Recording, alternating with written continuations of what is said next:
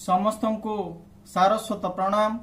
मु श्रीमान सुदीप्त कुमार पंडा ऑनलाइन कविता आसर परिवार सविता दुर्ग बौद्धर संचालक भाव में आपण समस्त को स्वागत जनाऊँ। आजिर आलोचन रही जीवन कौशल। आपण माने जानते कि ए जीवन कौशल कौन?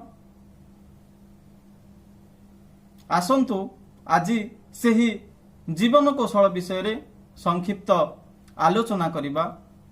आपणक जीवन रे अनेक आवेग आस्थबो, से आवेग को आपण नियंत्रण करि पार नथिबे।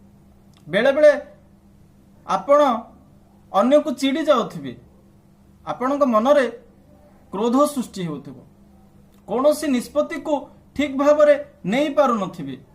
अनेक द्वंद्व, अनेक मानसिक अवसादर